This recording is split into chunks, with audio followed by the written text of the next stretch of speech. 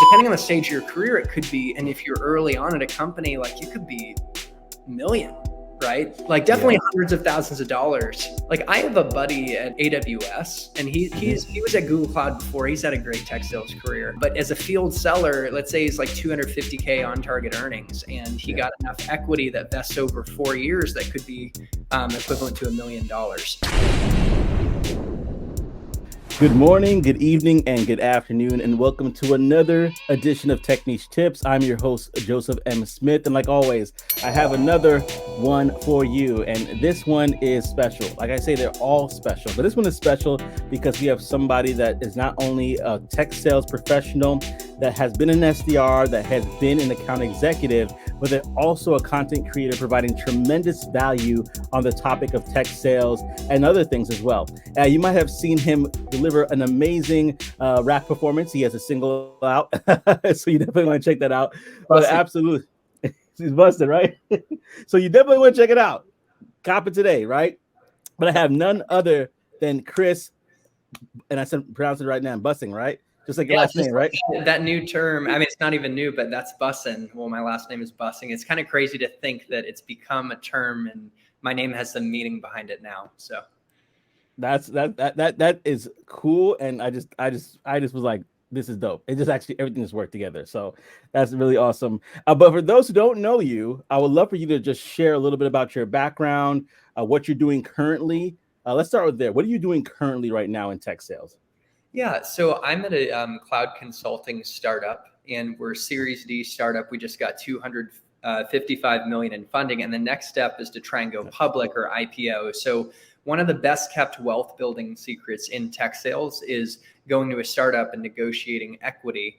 Pre-IPO equity is like fairy dust before a company goes public, but if you do go public, that stock where you negotiated at a lower rate as a part of your compensation package can quadruple in value, maybe even grow by more of a multiple. So it's a really great opportunity at Bespin, and I'm the second founding seller. So I've really enjoyed that. Before that, I was at Google Cloud, obviously a larger enterprise company. And before that, I cut my teeth in sales at Oracle. And I definitely think, going off on a little tangent here, but going to a company like Oracle and Google and a larger enterprise company is helpful to be a launch pad to give you training and marketability with a big brand name on your resume to then launch to a startup where you're really in the wild west. You're defining processes and figuring it out, and you have a little more pressure on you, but the upside is huge. As I mentioned, the equity piece is huge. Public, as well as the opportunity to quickly move into leadership. And so that's where I'm at with my 9 to 5. But my big vision and my dream is to help more people launch their career in tech sales, because I really do believe it's a vehicle to personal transformation, freedom, and impact. Obviously, a part of that is making a lot of money to use as a tool to create that deeper level of freedom and impact in your life. So I've got my YouTube channel, Chris Busting, which is growing, where I put out weekly videos, and I also interview guests, just like you're interviewing me. And again, thank you for the opportunity. And I have a newsletter, the Sell More, Live More newsletter, which comes out every 2 weeks because I don't want to overload you. So guys, if you want, check that out. Shameless plug that's not so shameless. If you register for my email list, I have 3 cold call templates you'll get with some mindset tips on cold calling, an SDR interview checklist, and an SDR 90-day success blueprint or plan that you can present in your interview processes, or if you're actually an SDR in the current role. So you get some free value. That's super high level, man. I got a course coming out too, Tech Sales Accelerator. Honestly, I'm juggling a lot, and it's all around tech sales, basically, and helping people succeed. I love it. I'm gonna give you your flowers right now. I love the work that you're doing. Thanks. Absolutely, I love the work that you're doing in your 9 to 5. Obviously, you lead by example, and I love what you're doing with your channel and the conversations that you have. It feels like a conversation. You know what I mean? And it's so hard to do that in this virtual world sometimes. But these conversations, these are the birth of people having amazing ideas or making decisions that ultimately change their life. And so I'm so glad to have this conversation with you, and to lay that out there is beautiful in regards to equity. We're definitely going to talk about that for sure. And I want to kind of go back because there's a lot that you did. You did, I think your undergrad was in business, I believe. Is that correct? In Spanish as well? So yeah, I minored in Spanish, hablo español. I think it's such a good thing to be able to speak a few languages. It just opens up new experiences. Like I lived in Spain, I studied abroad there through my university, and that was just really cool to, like in a different language, there are nuances in the way you communicate where they have words that like we could describe certain feelings and things that maybe we couldn't even put our finger on in English. So it's just really cool. I did go to Georgetown University in DC. I followed a typical path of trying to get into a top school, and that did help me because companies like Oracle, top companies, do come and recruit from there, but it's not needed. You could not even go to college and become one of the top performers and highest earners out there. And that's the beauty of sales, right? Sometimes if you're overly academic and intellectual, it could actually hurt you in sales. But I will say I did follow that traditional college path. I minored in economics because I was thinking like, what's the major? Honestly, I looked statistically who in the Georgetown College makes the most money. Basically major in economics was one of those. I think it's just a good, like flexible major that can set you up to go into business. And it teaches a certain type of thinking, looking at cost benefit analysis that's useful. And so I've made decisions in my life when I didn't know exactly what I wanted to do. Like what is a path I can take that will give me options and that will give me skills that will serve me in anything I do. So economics was a major that could set me up to go into law. Because statistically, according to like studies on the LSAT, economics majors do really well on the LSAT. It set me up for business, really any path. And then tech sales was an example of a career path then for someone who didn't know exactly what they wanted to do, but knew they loved people, wanted to make money, et cetera. Yeah. I could develop skill sets like being able to prospect, negotiate, communicate more effectively. That would set me up to be a better entrepreneur. And honestly, I had a lawyer. I settled a lawsuit, which we don't need to get into. He did sales for 10 years, made him a better lawyer. Wow. You know what I'm saying? So doing something, especially if you don't know what you want to do with your life, but you know you have big dreams, choosing whether it's a major or a career path like tech sales that gives you flexibility and skills and income and connections that serve you and elevate anything you ever want to do. I totally agree with that. And the thing about it is, like you said earlier, you don't necessarily need a degree to get into tech sales. Yep. For myself, even though I do have a degree in music, it's totally unrelated. But even though I have a degree, it was the experience that I developed working in solar sales. It was the ability that I had working in other tech companies prior to, well, one tech company prior to that. That experience was what really helped me leverage that, plus going through course careers and getting the terminology and the language down. Those things are what helped me to make that pivot for you. And so for you, I love the mindset, though, that you were like business, economics, things that I could really pivot with that could help me to go any career path I want to go in the future if I decide to do so. That was very wise. That was a very wise thing. Like tech sales is one of the best paths for people who don't know what they want to do with their life, but they know they want to be great. I actually told myself that in college. I'd say to myself, something in me, I want to be great. And I knew I love people. So if you love people, no question, consider tech sales, because you get paid to weave networking and connecting with great teammates and customers, to weave that into the fabric of your day-to-day. You get paid to build amazing relationships. And some of my best friends in life I met in tech sales, and I've met customers that, like this one CTO I work with in Austin, I'm based in Austin. I'm in the back of his Aston Martin. He has like 14 cars. He's so successful. He's become a friend, and I actually get really cool experiences through that relationship, and we get to do business together.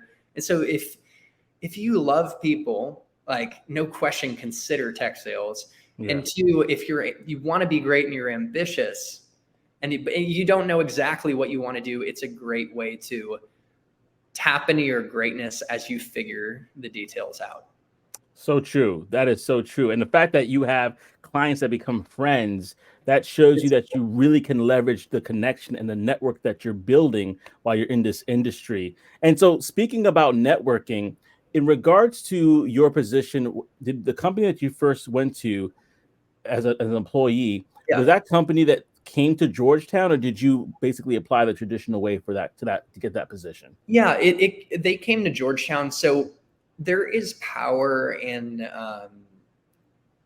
getting into an organization that is well recognized and respected. And I say organization because that could be a university, or it could be your first tech sales company.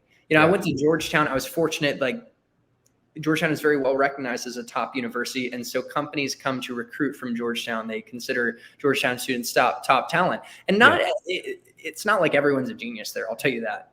Sometimes it can be hit or miss, but overall, there's some smart folks that worked hard to get there. And I'd say the same thing if you can get into a company like Oracle, where I started. That is an organization that it gives you marketability, just like Georgetown gave me marketability. And so you get into Oracle, you get amazing training, and companies like Google know that the sales training is incredible. It's one of the best sales organizations out there, even though the company isn't perfect. And Google, at the time when I joined Google Cloud, they were really looking to become more of an enterprise sales organization because they're a little more of an engineering product company, right, with Google Search and things like that. Yeah. And so they strategically were recruiting from Oracle or recruiting from Dell and Cisco and even IBM, some of these legacy companies, but a lot of the world actually runs on these companies. Quick tangent, like Oracle, I go out to New Orleans for a bachelor party, and the POS system, point of sale system at Starbucks, says Oracle, right? Like a lot of the world runs on Oracle. I didn't know it in college, but those types of companies are launchpad companies. And being tied to an organization like that can set you up tremendously. So that's just a quick concept. Like I could have gotten paid more money at a different company other than Oracle, maybe a random startup. I had a 45K base, and hitting my number, I made 75K. Most roles now, you're gonna get like 60K base or more, right? Yeah. I bet I probably will have generated hundreds of thousands of dollars more, not just now, but in the future, by strategically going to Oracle, because it was a great boat to row in, because the brand. So I think a mistake people make, and again, going on a little tangent, is focusing so much on the highest amount of pay starting out versus finding the right boat to row in strategically that gives you the powerful branding that will get you much more money when you do launch to another boat, if that makes sense. Thank you so much for watching this video. This video is actually sponsored by Coursecareers. So whether you're interested in breaking in as a tech sales representative, if you're interested in actually doing IT or digital marketing, not only do they have free introductory courses for you right now, go to the description and check that out, but they also have $50 off that you could get through me, Joseph50. That's right, $50 off through Joseph50. So if you're interested in getting into that course, any which one, whether it's, again, tech sales, IT, or digital marketing, look no further. Go down to the description below, click on the link, and sign up right now. What are you waiting for? Yeah, let us take that and put it in a capsule for people. I think that was a nugget, a gem, as they say. Or if we want to be like the Wild Wild West, that's a nugget of gold right there. Yeah. I've got one thought, by the way. Yeah. I was fortunate. I can't say, like, some people really hustled at network to create warm inroads and make it happen with no degree and get at a top company or a good startup. And I can't say I did that, right? I worked my off to get to Georgetown, and then that attracted opportunities. And that is powerful, and it's a great path. But I will say, if I didn't have that, and even getting a job right now, like if I need to get a new job, networking is the ultimate way to step outside of the traditional application process and create your luck and earn the interview.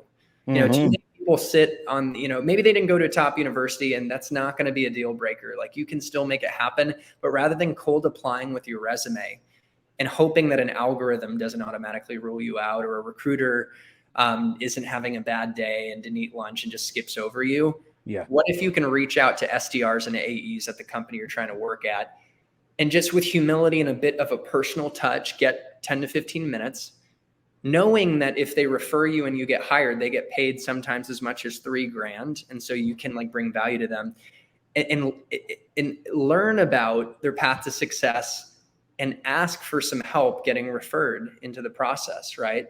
Yeah. And, you could just frame it like, I clearly you've been successful. I'd love to learn from you on what it takes and about the role and see if it makes sense to, for you to refer me in the process. And I think you don't have to overcomplicate it, but networking like that will ideally bump you to the top of the list. Yeah. And then you can even get feedback from that person on how to improve your resume and even how to prepare for interview questions in the process. And that will be like coaching from the inside.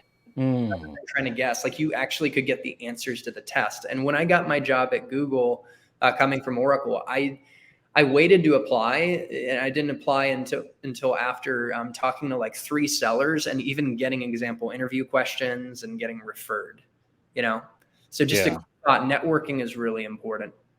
Yeah, I was gonna. That's a great point. And so all that is really a beautiful step one. So step one, you want to network and you want to be strategic in finding that particular company where Yeah. it can be a launching pad, the launch Yes. pad company for you. And you want to network with people within that company to basically say, hey, I'm new to this. I would love to find out a little bit more about the role. And if you feel comfortable after we talk, maybe you can refer me, because that's another thing too. Sometimes people, and I've been on the receiving end of this, where my recruiter for my company literally had to say, like, what are you talking about to people? Because there's tons of people that said, oh, Joseph is here, I want to be here, or whatever the case may be. And I had to be like, I probably know like 10% of those people that actually talk to me because of content creation and things of that nature. Oh, that's so funny. and so what Chris is saying here is so true, though. You want to make that genuine connection with that SDR, BDR, AE, etc. Diversity and inclusion personnel. That's a big one too. They have a quota as well. That is a great angle. Yeah, they have their own quota. And so if you could be able to make these genuine connections and pivot, that's huge. I've actually been, and I'm not trying to toot my horn at all, but I made connections also with recruiters back in the day that we didn't necessarily work out, but I was able to bring people to them, and some people actually got jobs through that relationship. So I'm pretty sure in the future, if time comes around, and actually this happened a while ago, if they have an opportunity, they present it to me, and I'll be like, oh, okay, I can now assess if that opportunity is for me or not. So what you're saying is everybody go to the comment section right now and start using that as your notepad, people, because this is going to be some really good stuff. Launchpad, target company, got it. All right. I could say you made a good point. It's important to nurture your network as your most strategic asset. All opportunities are tied to people, and it's the ultimate way to shortcut trust to get outside the traditional application process and get a job faster and differentiate from your competition. It's also the fastest way to get new clients, right? Once you get into tech sales, like build your relationships till you get to a point where you're like the greatest seller out there that has past, you go to a new company and you have your past customers that trust you so much and they've done business with you for years that they just buy from you or at least hear you out in your new role. Like you can literally say, hey, I'd love to tell you more about, or a little bit about what I'm doing in my new role anytime. They're like, sure. And then you can bring it over your old customers. You might have someone in your network that's connected to the CTO at a company that you want to talk to that could spend millions with you, that they fit your ICP, and you go to your buddy or maybe they're not super casual friendship, but they're, you have some relationship, and you ask them if they could warm introduce you or if you could reference them, and boom, you accelerate trust. So your network is key. And I will say one of the greatest opportunities is what you described. If you don't get the job, but someone helped you, whether it's a recruiter or someone who referred you, you've come up, like obviously it hurts to not get a job, but this is just such a class act move. You go to them with gratitude and say, hey, thank you so much for your help. It really gave me an edge. I did not get the role, but I'd love to stay in touch. And then when you do get another job, let them know, and they'll be like, congrats, but it'll be such a classy move that they'll bring you new opportunities in the future. Who knows if they go into another role. And even with the hiring managers or the folks that don't hire you, just appreciate them, maybe get some feedback, and then update them like on getting a job, like at another company, and say you'd love to stay in touch. Oh my gosh, it is unbelievable. Like you might get a job opportunity with them down the road and they'll remember that. Play the long game. Like I've had deals, multi-million-dollar deals that initially I lost the deal.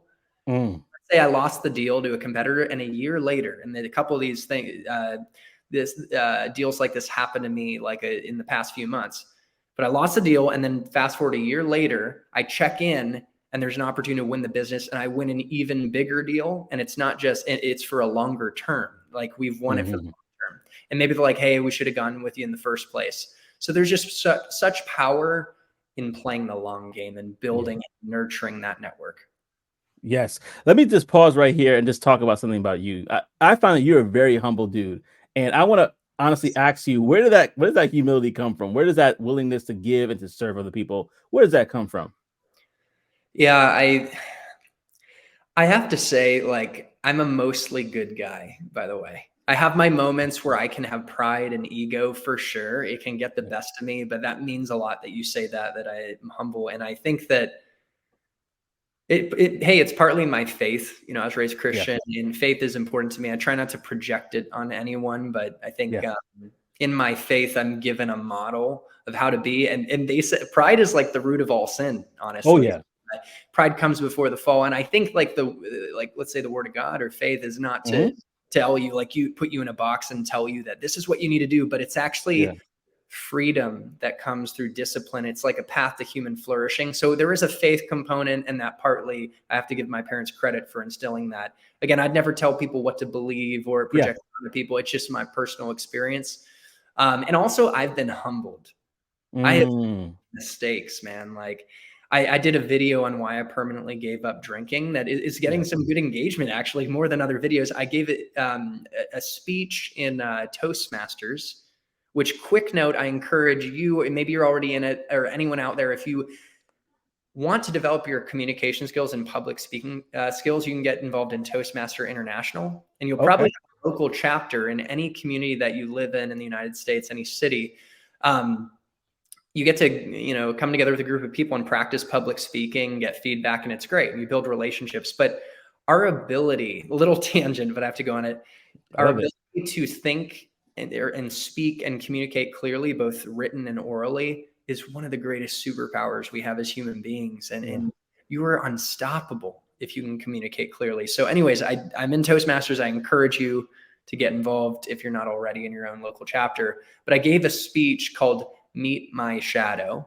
And I did put it up in a video form, and the title's Why I Gave Up Drinking. But I was humbled, man. Like I've been like Icarus, and I've flown too close to the sun, right? Yeah. And as they say, pride comes before the fall. And it's particularly, I gave up drinking because I think sometimes ego could come out. I obviously do dumb things.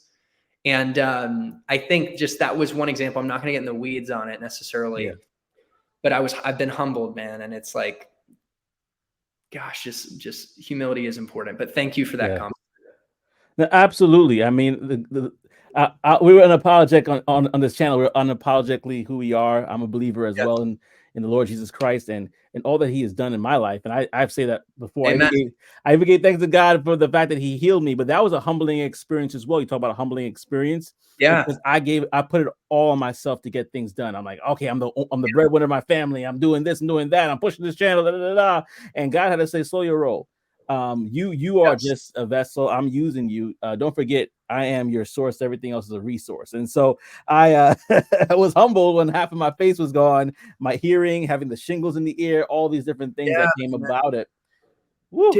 Dude, I gotta say, like, I've been humbled multiple times, and yet I can still be prideful. Like I had it, like, I'm trying to think, like I had a time I became a one-legged pirate, and I haven't done a video on this, but this is crazy. It might sound funny, but in Boston, when I was like 23, I had a serious health issue. It was actually life-threatening at the time. And it turns out it had something to do with, blood clotting in my leg. And that's actually a life-threatening thing. And then, I went out to a bar a couple weeks later. This is crazy.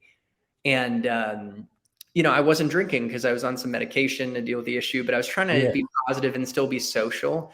And within 5 minutes of being in this bar at Market Lounge in the financial district in Boston, kind of rickety bar, I hear a commotion to my left, and a bouncer's wrestling a drunk guy out the door, throws him into the door, shatters the glass. The piece of basically metal hydraulics on the top of the door breaks. It's like this spring that hinges the door, and a piece of metal is flung into my right eye. And it's permanently blurry for the rest of my life, and I'm fine. Wow. I see perfectly fine, but health issue, serious health issue, life-threatening. And then that happens, permanently damaged eye. That was an example. I was humbled, man. And so much growth came out of it. I couldn't work out. I was in really good shape. The gym's been an outlet for me in sports too.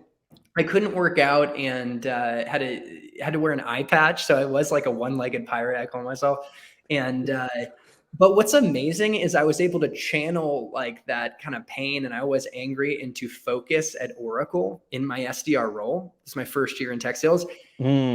Elevated me and I ended up becoming a top performer. So I think we can channel pain into purpose and impact and success. Isn't that crazy? It's like, Yes. what do we do with our pain?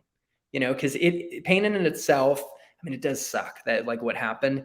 Yeah. But it is not, it actually can be an opportunity to convert into, in that case, accelerating my career trajectory. Yeah. And if that didn't happen, I don't think I would have become like a top performer. Like all of a sudden I got laser focused. I got a promotion into an inside sales role at Oracle. That was a really good patch and I did well. And that basically set me up to get a role at Google, which set me up to get to Best Spin in the channel. And so it's funny how, last thing I'll say on this is like, life is like a tapestry. On the back, it's chaotic and full of knots. But without those knots, we don't get the beautiful image on the front. Oof. And so that was just one thing, man, that I had a serious depression in the pandemic. I won't open up the weeds there, but another example of being humbled, but I grew so much. Yeah.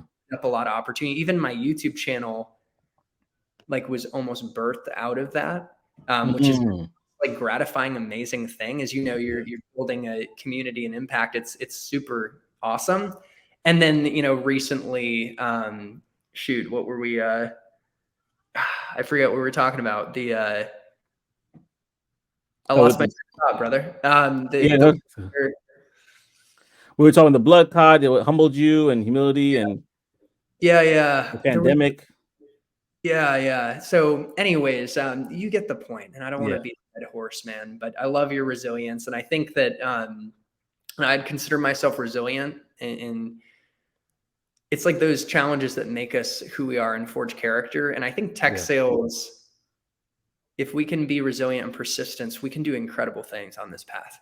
Oh, so much, because that's the nature of the job. Like we talked about it before, when you talked about having grit and having the resilience. When somebody hangs up the phone on you, or in this case, because we're dealing with businesses, it's a little bit more professional, but still there's a lot of rejection in it as well. The gate can't get past the gatekeeper, or the person said they don't have time for you, or they said send me an email. Oh boy, that's a trap.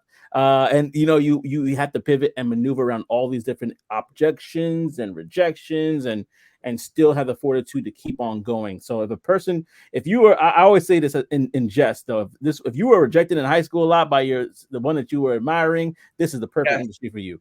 It's fun, man. I put a video on my channel on my prom prospecting disaster.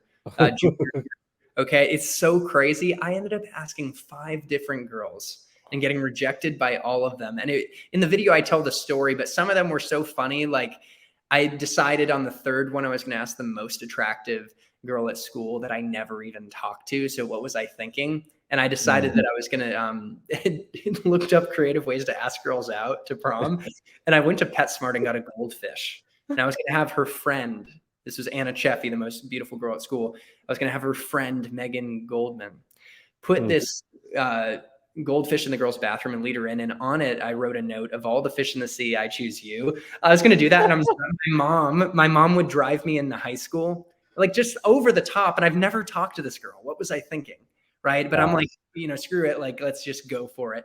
And my mom is driving me to high school like she would in the morning. And I'm sitting with a goldfish in my lap. And my friend Kent calls me up. He was a star basketball player and one of the cool kids, but he was my best friend. And he proactively went to Anna and said, hey, I think Chris is going to ask you out. What do you think? And he said, Chris, don't ask her out. She's going to say no. And so, she said you guys never talk. And so don't do it. And so I actually took his advice. I didn't ask her. I gave the goldfish to my mom to give to my sister. And within a day, the goldfish died along with my hopes of having Anna come to prom with me. So anyways, that was just one rejection, but I had heartbreaking. So to your point, maybe that's a, right career path for folks who were rejected in prom. But the great, end of the story was the next year.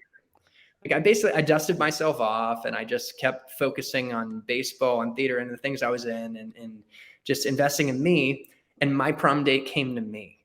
And I ended up having an amazing experience with Lauren and it's just so funny, like whatever results we're getting today, whether it's in our dating life and tech sales in any aspect of life, keep showing up, stay positive because the grass is greener on the other side. And you know, that's a cheesy metaphor and I'm kind of cringing that I use it, but it applies. Yeah. I love it. I love it. I love it. Oh man. And one of the things that you were saying earlier that I wanted to go back to was in regards to your journey, was, really kind of using that as a launch pad because even this rejection that you experienced in high school, that was a launch pad into this, right? Yes. You're like, I could do this. And so and correct me if I'm wrong, I believe you were also an SDR before you got started to be an account executive, correct? Yes. And I will say, man, like rejection therapy is a thing. It's good to get rejected a lot because then you become unstoppable because you realize it's not a big deal. Right. And so for anything, like if you're afraid to talk to girls or guys, I encourage you to put yourself out there more, get rejected more, and you actually build thick skin and confidence and realize it's not a big deal. And then the funny thing is you get rejected less. And the same with cold calling. Like, I was an SDR first, and yeah, we could talk more about that. And I think it's such an amazing role and skill set, and people should not skip over the SDR role because it teaches lifelong business skills and communication skills.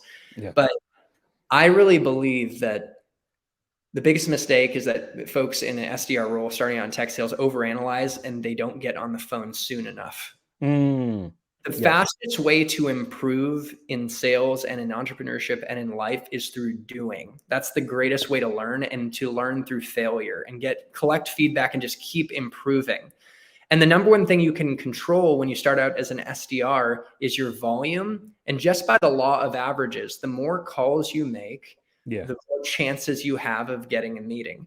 And by upping your volume and having a bias for action and having courage, you'll more quickly get more effective where you actually have better conversations and you have a higher conversion rate from conversation to meeting. And so I actually think like the greatest thing you can do early on, play the numbers game and just have courage and fail forward as fast as possible. Yeah, and I was actually going to ask you that. What are the essentials of being an SDR? Because that's true. You have to fail forward, not be afraid to get on the phones. I prefer the phones. I'm not going to lie. Sometimes I do quick researches just to get on the phones because I would research something quickly, see if I could find information about the prospect or the ICP, wherever the pain points are on the websites, and go in. Because personally, I feel I'm the strongest on the phone because of my personal experience. But what would you say for somebody who like they might say, okay, I get it, get on the phones. What else do I need to be a successful SDR? Yeah, number one before anything is making sure you're focused on the right targets because you can be incredible on the phone, great at emails and LinkedIn and multi-threaded outreach, but you're targeting the wrong customers that don't fit your ideal customer profile. They don't really have a need, and they also don't have the money to buy. Like you want to get laser focused on who the ideal client is and get as specific as possible. Maybe like what type of company, what industry are they in? Retail, manufacturing? Are they digital native software as a service companies? Are they, if they're SaaS companies, are they Series B and beyond? Maybe they're starting to scale their business and they probably have, they got some recent funding. They actually have cash in the bank and money to invest. Like there's little nuances, like what tech stack, if you're selling a specific like SaaS product, maybe there's a certain tech stack that a company could have, and you could use like tools to understand like a company's current tech investments that lend itself better to being an ideal customer. Maybe, I don't know. I think just getting as clear as possible on what the ideal customer looks like that you can help and making sure that they're financially healthy. Like of course, big enterprises, they're going to be around even in a recession. And so they're probably going to have, like the bigger companies are going to have bigger budgets to actually afford your solution, and the deal sizes will be larger, So also knowing like how is your product priced? If you're selling Google Workspace, which I did when I was at Google, and I still sell it, and I'm a Google partner now, we're a a reseller or a billing broker, you could buy it through us. Channel sales. Yeah, exactly. And that's a whole thing. Partner sales is a good space. Yeah. If you're selling Google Workspace, of course, you're going to want companies with larger employee counts, like large enterprise companies, thousands of employees, because the more employees, that's how it's priced, the bigger the deal size. Yeah. And honestly, if you're an SDR and you can set up opportunities with bigger companies with and that are qualified, like, man, your field rep or inside reps or AEs, field reps, whatever you want to call them, they're going to love you. And you're going to look good when it comes time for promotion, if you source larger deals that actually closed, and you can point to that. And so that's an example of like a licensing model. And it's good you got to know like how the product's priced so that you can quickly eyeball a company and see if they're actually going to be profitable. Like, what if you get a deal with a company that's like, it's like barely going to make your company any money? Like, that does actually kind of waste the AE's time. It's not going to move the needle. And the other thing is like a lot of SaaS solutions or platforms, like say you're selling an API platform, they're based on number of transactions and like there's like new kind of nuances. And you could look at a company and based on the nature of their business and their online footprint and their workloads, and I'm not going to get too technical, you could assess, and that's your job to figure out like, oh, I could tell this company's going to have like a lot high volume of transactions. Like if it's a generative AI solution, and they're going to be more like just based on the nature of their technology and their business, they're going to be very profitable. Okay. So a little bit of a tangent, right? I love tangents. I love it too. But the thing is like, get clear on the ideal target, because otherwise you're going to be following a map in the wrong direction. And then yes, phone-centric approach is the way to go. You're absolutely right. Now, you do need the right data. You know, if you have a bunch of the wrong numbers, that's no good. But that's kind of an organizational problem. You'd hope your company has the right, tools, Apollo, Seamless AI, and even those aren't perfect, right, to get you the right phone numbers. But calling customers, I kind of think it's like spear phishing, and then cold emailing is like casting out a lure, and like phishing, like you craft up a beautiful cold email that you try to turn warm and make it attractive through personalization, something so personal to the prospect. Like if I'm reaching out to you, I'll look on your profile and make it so personal that it wouldn't make sense for anyone else. Like calling out something very specific about your interests, your background, or some of your accomplishments. And then, being very empathetic and value-driven, ideally telling speaking to business outcomes or problems in your world through the lens of a customer story, like a very similar customer that we helped. And so that's what makes the lure shiny when it comes to a cold email. And you cast out and you bob it, which is the follow-ups, right? And it just sits out there. But cold calling is like spear phishing. It's sloppy, it's messy, but you're more likely to walk away with a big one, right? It's funny. But and man, like if you make a cold call, you actually have a chance to uncover the customer's resistance. Like, why are they? You might send emails and never get a response, no matter how great they are, and you don't know why. But on a cold call, you can get them live and actually uncover. Like they say they're all set, and you could say like, all set. That's a mirror with a slight uptone, which is a hostage negotiation technique that Chris Voss uses, that gets them to share more. And you could actually just pause and let them share. We're like, oh, that's okay. That's totally okay. Diffusing sales pressure. And then maybe say something like an accusation audit, which is another negotiation term, which is like, typically when I hear all set, it's one, it's not a priority. It's not two, it's not something you're responsible for. Or you're working with another competitor that you're happy with. I know your job isn't to help a sales guy, but is it any one of those? I'm not saying that's the perfect thing to say, man, but you can do these types of things in a cold call.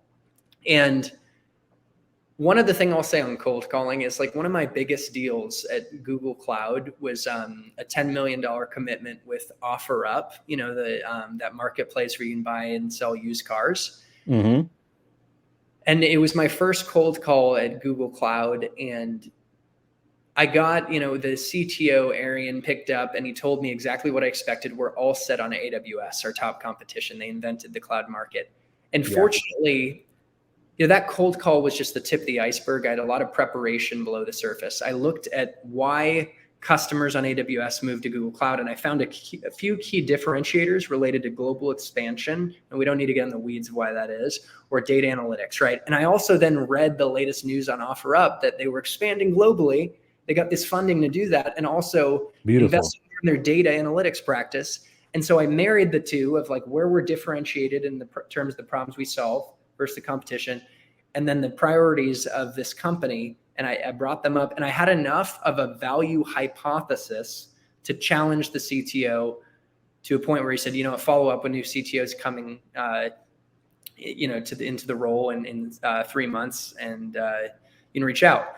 And I did, by the way. So I didn't get the meeting right away, but I opened a door. Sometimes just opening a door, earning enough time to open a conversation. I follow up 3 months later in a very personal way to Amish, the new CTO. Long story long, right? It took 6 more months, or maybe not 6 months, 3 months or more to get the first meeting with Amish. But I finally got it. And then the deal took like 6 months more. Maybe a little less. Maybe the whole thing was a year, but at the end of the year, and there were some hiccups and curveballs along the way, we ended up getting to that deal. And so it was a year-long process, and some deals take longer. But this brings me to another point. Pleasant persistence pays off. The follow-ups fuel the finances. And so I think just being persistent is really important. But cold calling, like hopefully it illuminates an example, like one story of how I was able to challenge a CTO that over email, he would have just never gotten back to me. And it opened up a $10 million deal. Beautiful, beautiful. And I would echo that sentiment, a resounding yes. Follow-up is honestly one of the key things that makes a star SDR a star SDR. But I wanted to add something with what you said, because with everything you said, it's great. But I realized, especially going through it, that if you are not organized, then you won't get that follow-up. You won't get that data. You won't be able to do all those different things. So everything was spot on what you said. I love it. I wanted just to add that, because sometimes, because if you think of like, especially somebody who's new becoming an SDR, if you're not organized, like we use Salesforce, if you don't put in your task to follow up with this person at X amount of time, put it and it's scheduled in there, it reminds you. Or for me, I love to use voicemails. I send an email, quick voicemail, say, hey, Joseph, my name is Joseph. I just sent you the email. This is my telephone number. Get back to me. Boom. And they get like, what did you say? Yeah, Joseph, that's such a good point to add on. I appreciate it. I've had so many deals, where I'm told like reach out in 3 to 6 months, and you got to put it in the CRM and also put it in the calendar, and you take it out of your mind and put it in the tickler. And then literally you focus on never become a prisoner to hope to any one deal. It's like you cast a net, you always lay the groundwork. I'll pursue new ops, progress other deals. And what do you know, 3 months later, 6 months later, it's in my calendar. Okay, I follow up. And is it gratifying when like some of the best deals take a long time. And so that organization is key. And a couple other things in terms of standing out as an SDR, multi-threading, you kind of hit on it. Using voicemails to point to your emails, using LinkedIn to send a personalized request, and then also alluding to your email, right? Yeah.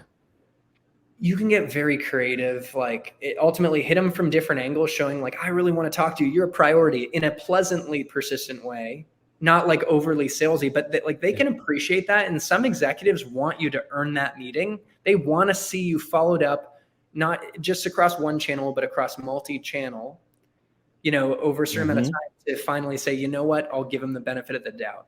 Unless you're coming through a warm referral, which is the ultimate shortcut. Like John referred me to you, like someone from the team or someone they know.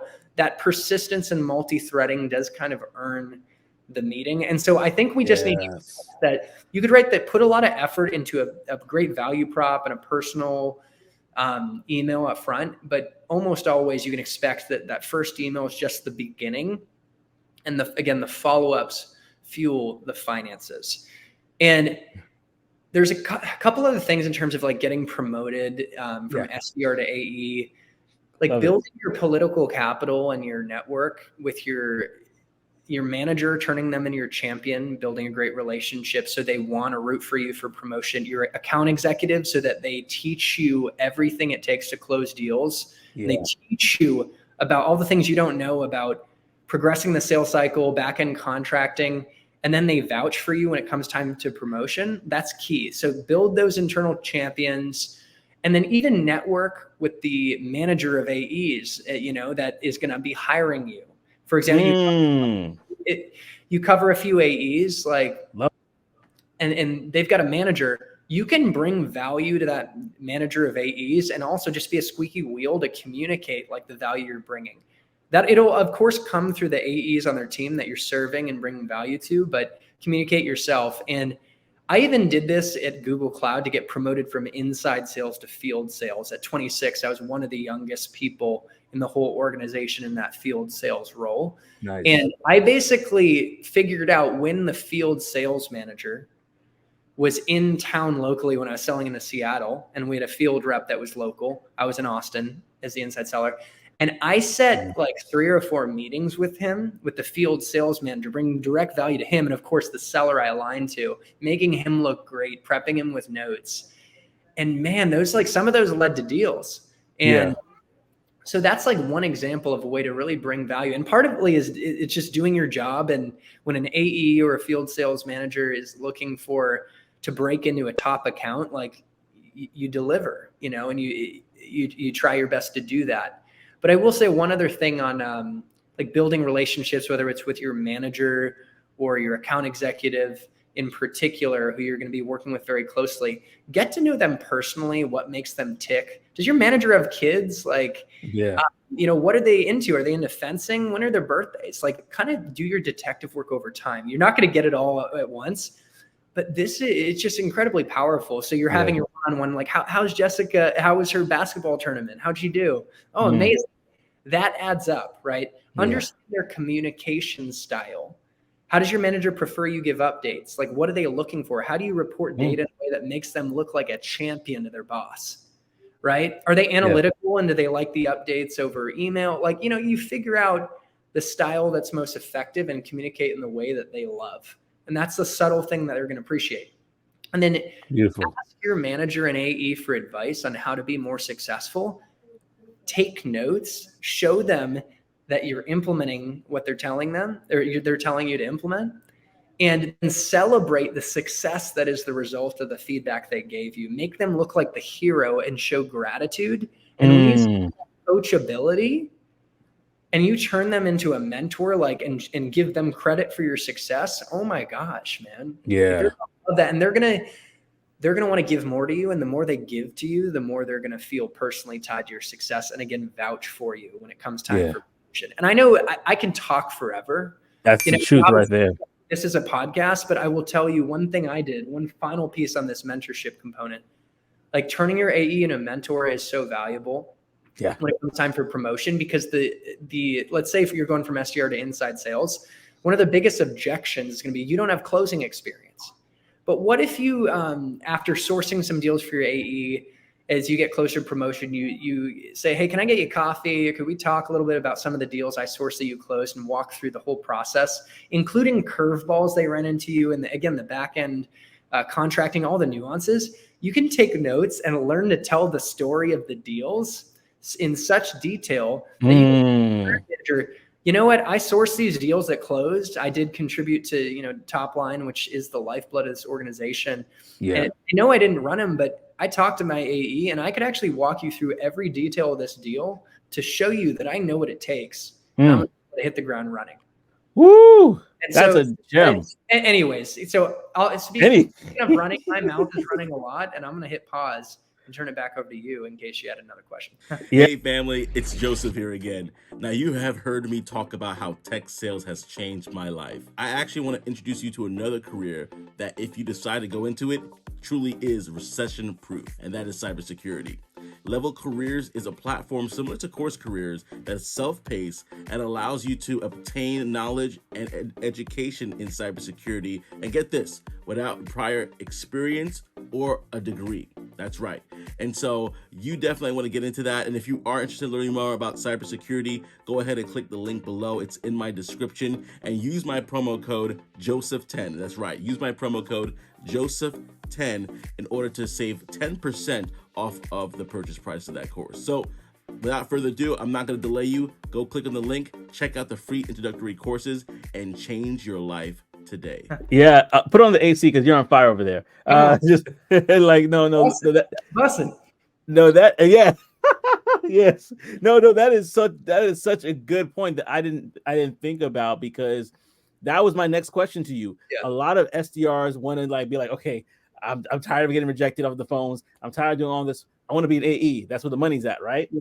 And so they are, we're running to that, but how do they get there is a question. Many organizations may not have like a quick 6-month turnaround to you becoming an AE. Many organizations might say, you need to be here about 12 years for consideration, maybe even 15 months, et cetera, et cetera. It's different depending on the organization. So you want to put yourself in the best position. Shout out to Elijah. He's the AE that I worked with on one of my first deals. Love that.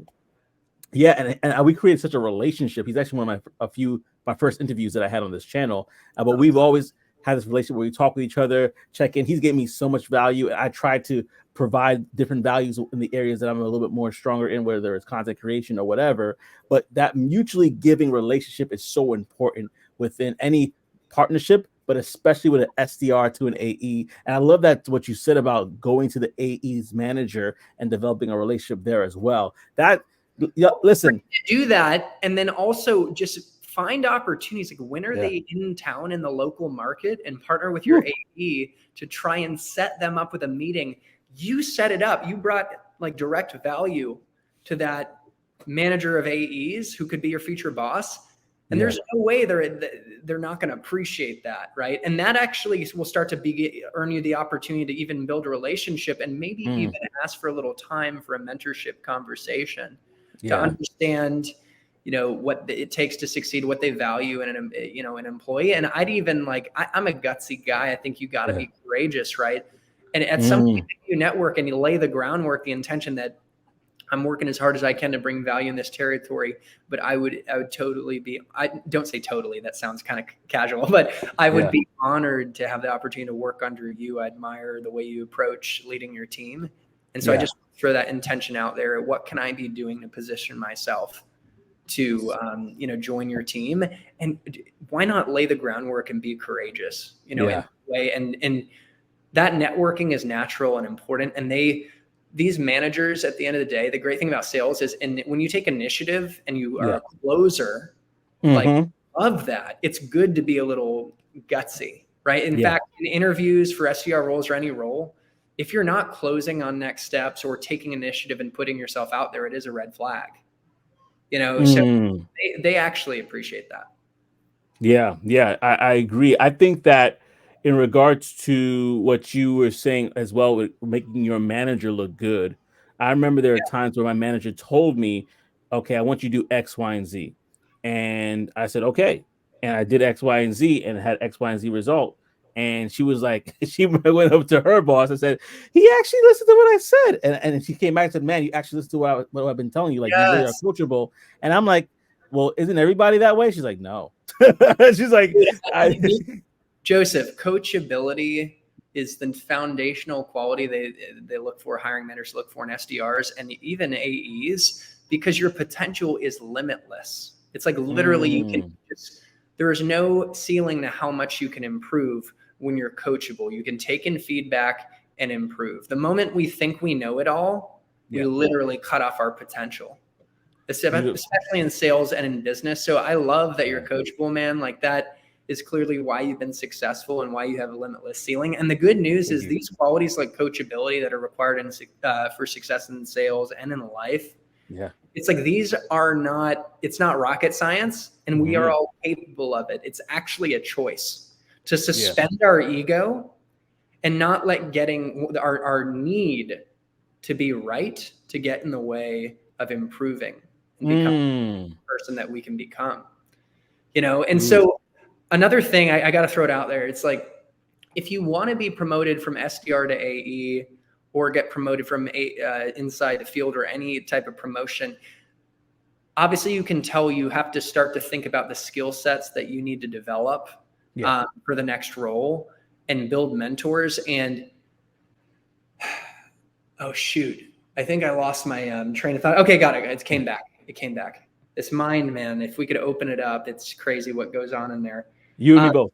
Yeah, exactly. And somehow I ended up getting into Google. If I can do it, you guys can do it. So, you don't have to be perfect. That's key.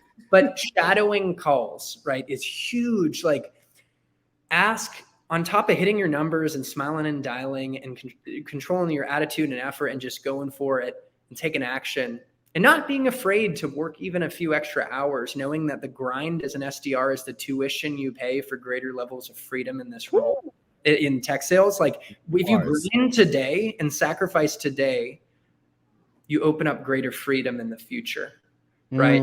You don't have to grind as hard anymore.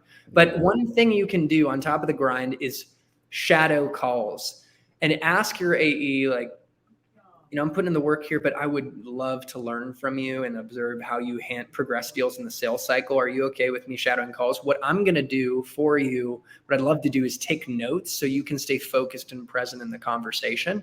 And so that's actually a value add, that you can take notes in the call and you just be a sponge. And ideally, maybe you could shadow a full sales cycle. So that's another thing that I interviewed a guy on my channel that I know in Austin, and he actually got promoted from SDR to AE in 6 months, which that's probably about as fast as you can do it. I was a year at Oracle. Some take longer, and it might be a red flag if a company like promises you can get promoted, but that there's all of a sudden it's dragging out 2 years. You might want to go to another role. But anyways, this guy went from SDR to AE in 6 months, and a key that he did was shadow calls like this, and he put in extra hours to make sure he hit his numbers, so he still had time to shadow calls. And so that's just something to think about. By the way, I'm all for the grind, but of course you do have to care for your mental and emotional well-being and kind of check in with yourself, because you don't want to burn out at the end of the day. So being a workhorse is great and will pay off, but also like it is important to care for your mental and emotional well-being and find some degree of balance. Absolutely. And the beautiful thing about shadowing is nowadays, if I could add on to that, the beautiful thing about shadowing nowadays is that you could leverage technology to do that. So for example, in our company, we have Gong. So I love Gong. Okay, that's a great point, man. So you're saying that you can watch the recordings. You can even watch it live with the new features with Gong. So if you're busy, if you're just sitting around like, I don't know, nothing to do, let me check on there. You could actually go to the homepage and see what live demos are actually happening. And you could actually watch them silently in the background so they don't know that you're there. You won't jump in the call, but you could see live right there what's going on. And you can take your notes and you're like, oh man, that's good. Dude, you've got some great nuggets, man. I'm learning from you. And like shadowing those live calls, that's really great, because you can kind of, you can do it live, but also, am I wrong in saying you could also do it on your own time? On your own time too. That's key. That's actually really key. Yeah. So I think that's the best thing, because sometimes you might be busy trying to get in a certain your KPIs, right? Calls, a certain amount of calls and things like that. As an SDR, if you could set aside time outside of work, you know what? I really want to study. Let me go and check out the top AE or the top SDR, see what their cold calls look like, see how they structure their close, see how they actually deal with these objections, if they have any, and that would really set you up for success. I learned one thing about my AE, he's always on Gong. Like, he even said to himself, like, I'm always on Gong. Elijah's always on Gong. He's always like listening to different things and learning, and I learned that from him. And I'm like, I got to be here. Yeah, and so getting promoted, like, you do have to hit your numbers. Like, you're being paid to do a job, and that's table stakes. Like, sales is an outcomes business. You need to do the SDR song and dance and get meetings, build enough pipeline, maybe funnel enough new leads. Like, some companies are different around their activity metrics, but at the end of the day, the outcomes really are around, setting meetings, building pipeline. Maybe there's a revenue target. I mean, that's definitely a bonus though, man. That is so ideal if you can point to revenue that close that you source. So you need to hit your numbers, but if you can balance that with looking into the future and learning from mentors to start to accelerate the development of those skills for the next role, if you can find the balance, it might take a few extra hours, but that is so key. So key. And so they've done all that you said, all that we discussed, and they're now at AE and they're loving it. Yes. But they are coming across some challenges. What are some challenges that they may experience as an AE, and what are your suggestions for them to overcome those challenges? Yeah, I mean, there's a lot. It's a big jump from SDR to AE. Like you've got to become really good at discovery. Maybe did you do lead discovery as an SDR, or were you more focused on just getting meetings and passing the torch? That's a quick question for you. Great question. It actually was both. In the beginning portion, they allowed us to cover discovery by ourselves, but later on, we did what's called a collab OV, where we actually do discovery with the AE. And so that leads then to the demo with the sales engineer, or in our company, subject matter expert, and et cetera, et cetera, et cetera. But yeah. Yeah. So, I mean, I guess maybe you're already doing some degree of discovery, when you're an SDR, but you're really going to have to learn to master that skill set.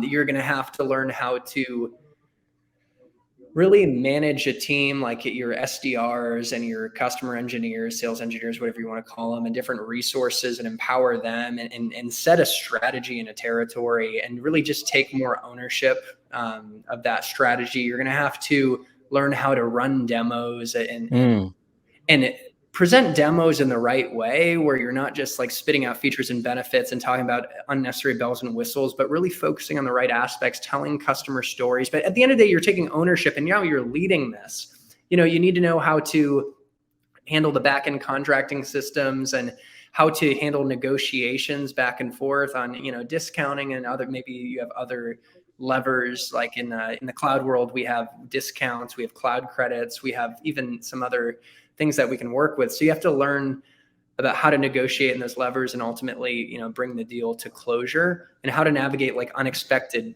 curveballs and influence different stakeholders at the company, especially if you're selling something complex. So I'm just painting a picture that there's just a lot. It's like a huge jump from like focusing on being at the tip of the spear.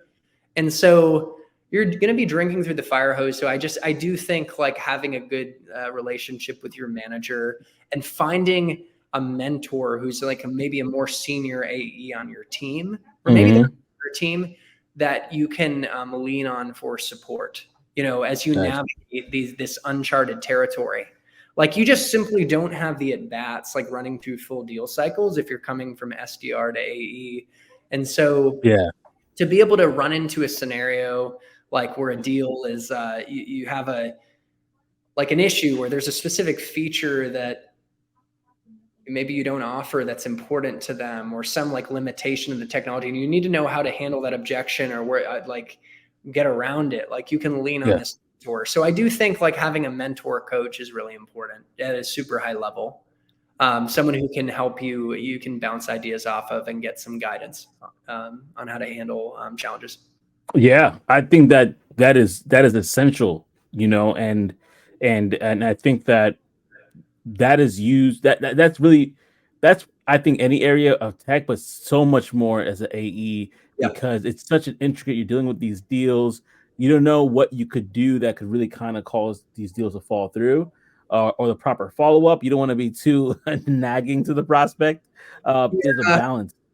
And here's another thing. It's like making sure, especially if like in my world, like I was telling you, there's a $50 million deal I'm chasing. It's over 5 years, so about $10 million a year, specifically on Google Cloud. And we're like a broker, and there might be some other components of the deal tied to it.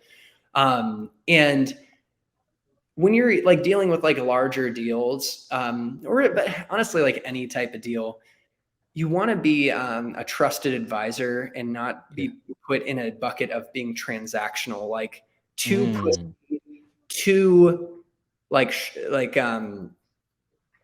short-term focused. And so what I learned, and I even got this feedback when I was at Google Cloud from a really good seller that I was working with, that you got to know when to actually stop selling and like slow down. There's like little nuances, like that can be a challenge, like because a meeting, much more like, I don't know if superficial is the right word, but you're trying to get what you're closing on, because your closing is getting a time for a meeting where you can explore an opportunity.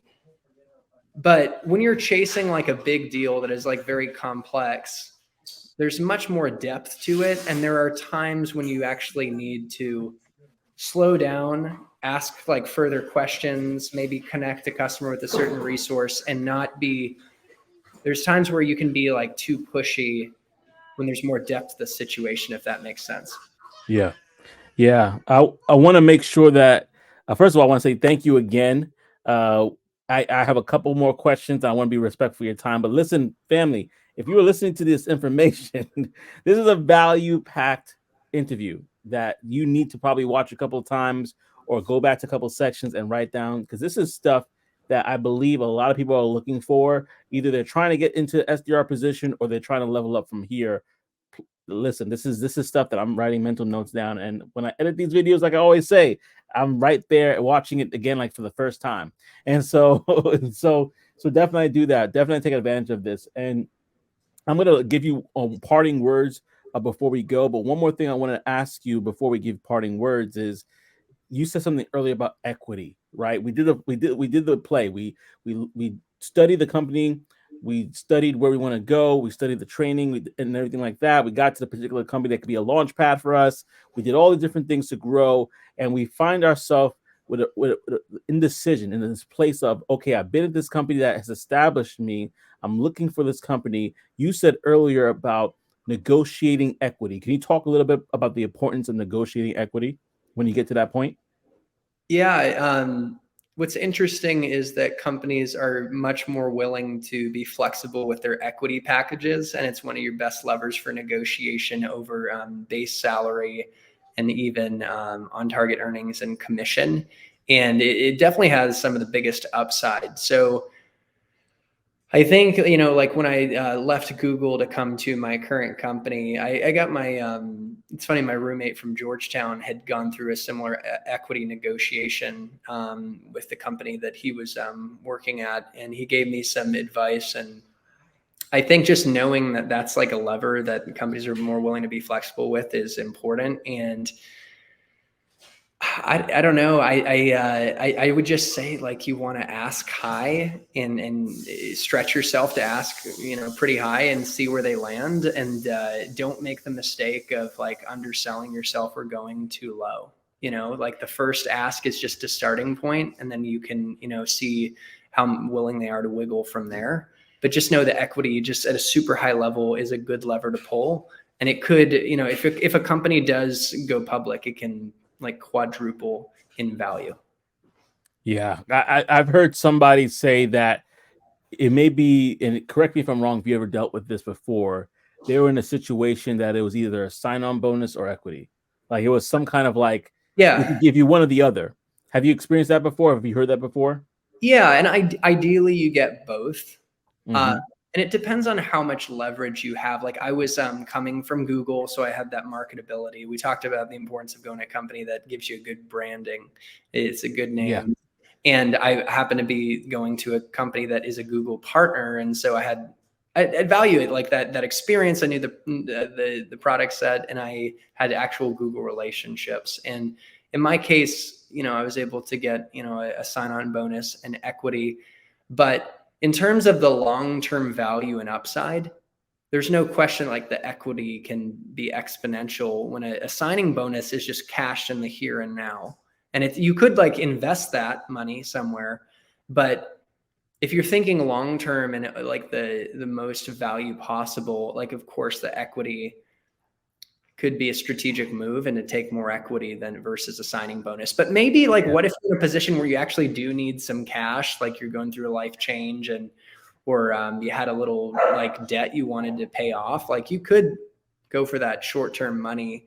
What's funny is like you could make a lot of money in tech sales, but if you're not being responsible with your money, like some people make a lot of money and they just spend more, right? Yeah. Wealth building has, you have to be disciplined, but it just depends on your context. But if you are able to play the long game, man, like I would take more equity, especially if you hopefully believe in this company and you've talked to leadership and you've really gotten an understanding of their vision and their plans. Yeah, I totally agree. Especially if it has to be one or the other. Yeah. The equity play could be hundreds of thousands of dollars. I mean, it's not even comparable. You can't even compare the two.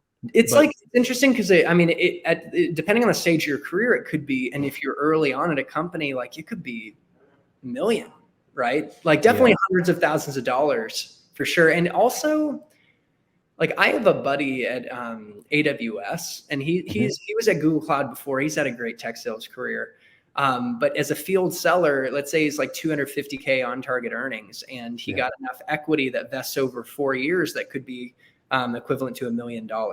Now, at a company like AWS or Google Cloud or Google, you get reserve stock units, which is actual stock. It's not like pre-IPO, you're negotiating like a lower rate. So when you go public, it multiplies. But that actual stock, the reserve stock units, is also very valuable. And so that was a part of my package at Google.